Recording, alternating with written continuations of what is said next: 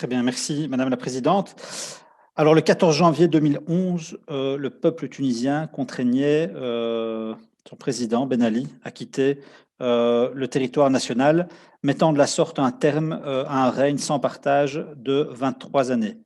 10 ans plus tard, si le pays a récolté en partie les fruits de sa révolution de jasmin, la transition économique et sociale se fait toujours attendre et la situation s'est aggravée en raison des effets de la crise du Covid. En 2020, le PIB tunisien a chuté de 8% et le secteur du tourisme, qui est très important pour la Tunisie, comme tout le monde le sait, a vu ses activités baisser de 68%. Quant à la dette du secteur public, elle a atteint 84,8% du PIB. Le chômage touche actuellement un jeune sur trois, chômage des jeunes qui étaient déjà structurellement endémiques en Tunisie. C'est sans doute dans ce contexte que réside la première motivation des manifestants qui descendent dans la rue depuis plusieurs semaines, même si d'autres revendications s'y sont greffées. La société civile qualifie la réponse apportée par les forces de l'ordre à ce mouvement de disproportionnée. Sur la seule journée du dimanche 17 janvier, 632 personnes avaient été arrêtées, selon les chiffres officiels du ministère tunisien de l'Intérieur. Sous la précédente législature, une résolution relative au soutien de la Tunisie par la Belgique avait été adoptée.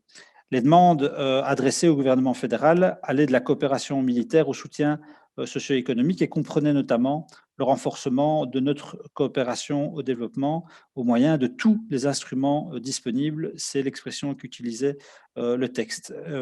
Et j'ai également, en juillet dernier, interrogé votre prédécesseur à ce sujet.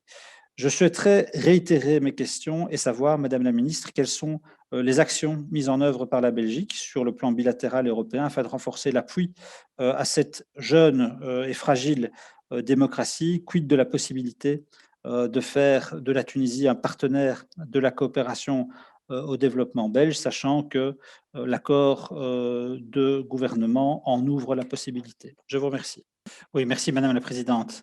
Merci Madame la Ministre. Alors, autant nos convergences étaient très fortes, comme je le disais sur le sujet précédent, autant sur la place que la Tunisie pourrait occuper dans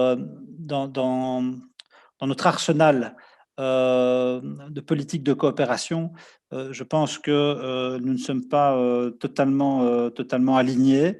Encore une fois, l'accord de gouvernement permettrait d'amplifier beaucoup plus le travail de coopération avec la Tunisie. Et on sait que le bilan des révolutions arabes est souvent dramatique. Il a souvent mené à des guerres civiles faisant des milliers et des milliers de morts. La Tunisie est peut-être, a été le premier pays à s'engager sur la voie de la démocratie. C'est aussi le pays qui réussit le moins mal sa transition démocratique. Euh, mais c'est une transition qui reste extrêmement fragile.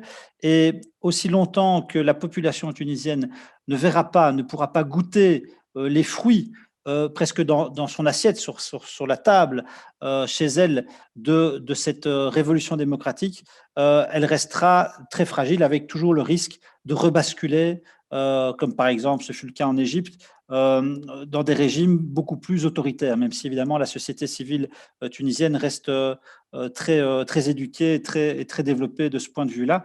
Mais je crois vraiment que au nom de cette fragilité, nous devons nous investir beaucoup plus massivement en matière de coopération et de développement avec ce pays pour l'aider à accomplir cette transition démocratique qui, pour tout pays qui s'est engagé dans cette voie, prend évidemment beaucoup de temps, mais je pense que c'est notre devoir aux portes de la Méditerranée de soutenir cette jeune démocratie et ce pays coincé, comme on le sait, entre deux géants très instables que sont l'Algérie et la Libye. Voilà, je vous remercie.